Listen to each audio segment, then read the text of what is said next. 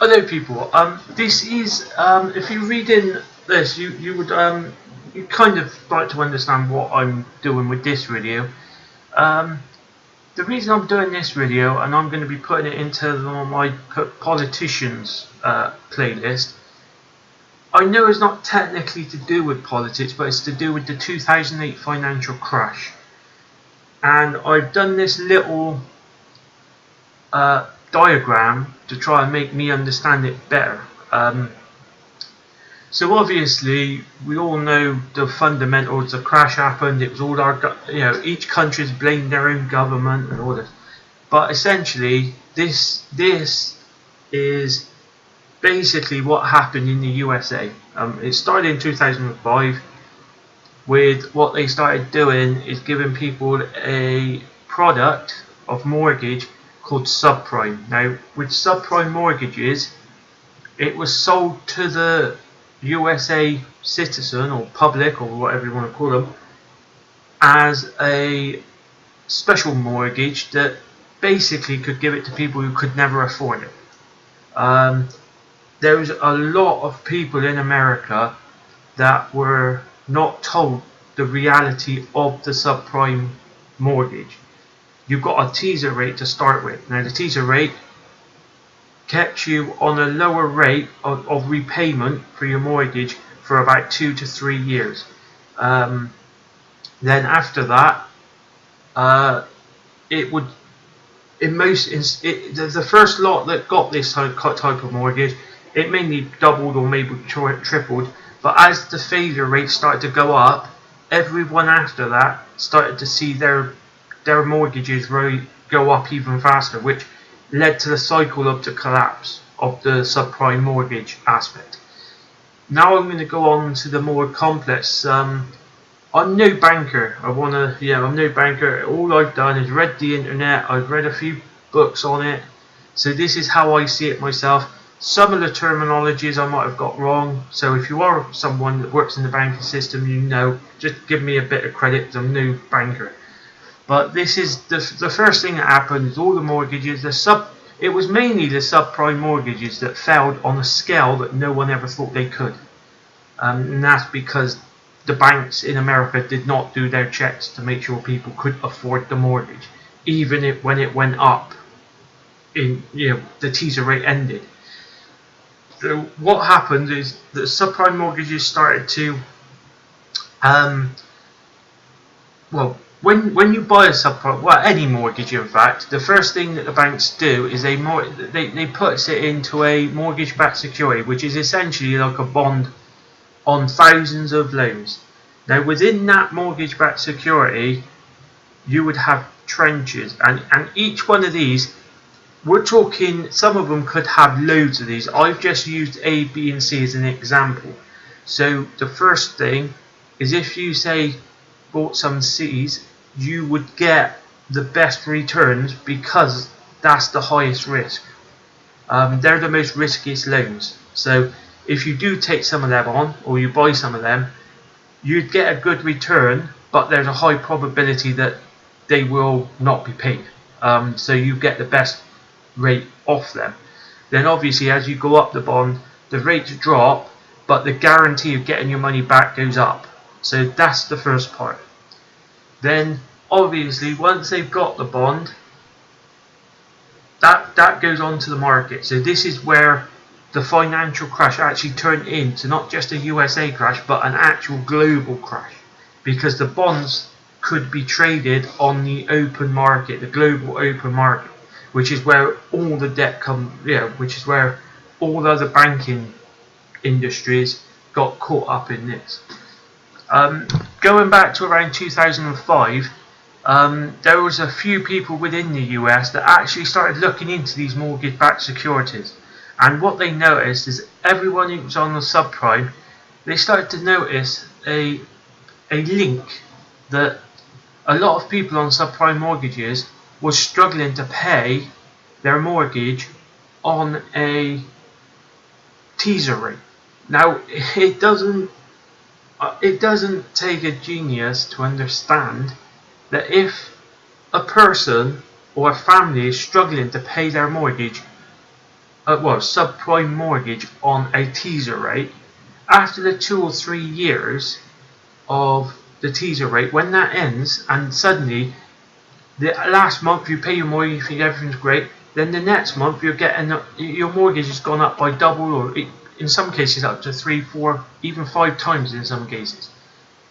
It doesn't take a genius to realise, well, hold on a minute, these subprime mortgages are a time bomb just waiting to go off.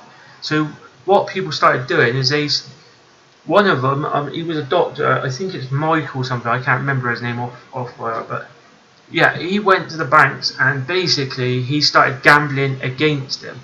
So he found bonds that had a lot of these subprime crap in, and he bet against them. He said, right, I'm going to bet against them all. He betted, well, not all of them, but he betted on the ones that he thought was going to give him the best return and what bank could sustain such losses. So he went to a bank and he got what they call a credit default swap. So essentially he put a bet on those bonds failing. The bond failing, which would have a knock-on effect going back to the subprime. If loads of people in the subprime mortgage area started to default, then obviously that would have a knock-on effect to the bond, then the bond would fail, and then he would get paid out. So this was massively, it was in 2005 when he started putting all these bets on, he started betting hundreds of millions going up into billions. Everyone thought these small people, that they were only a very small amount, but they were seen on the outside of the banking system. They didn't know what they were doing, they were idiots.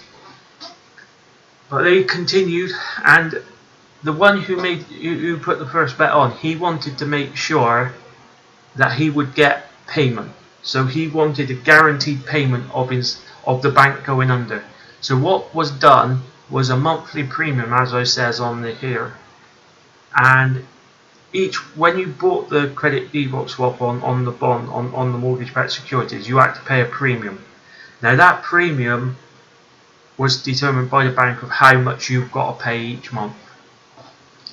So that's where that opened up a lot of liquidity to the banks, because obviously you get one person putting loads of money in, you get a lot of other people following, then you get other people doing their own little things to look around to see what's going on, and it created a lot of people started buying these credit default swaps on a big scale. We're talking big scale, we're not talking a few pounds or a few dollars, we're talking hundreds of thousands of dollars and millions of dollars.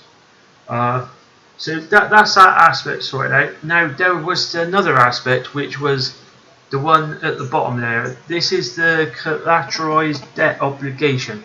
What this basically means, it was a bet on the credit default swap being paid out. So yeah, I know this is saying it would be like going to a casino with a group of friends, and one of you actually puts a bet on red or black. Then once you put your bet on, it would be like all your mates making a bet on your bet, but all your mates making a bet each side. So one would make a bet that it lands on, say you put it on black, all your mates would say, well, one lot would say, well, I bet £10 you win, and the other side would say, I bet £10 you lose. And then all the people in the casino getting in on that bet.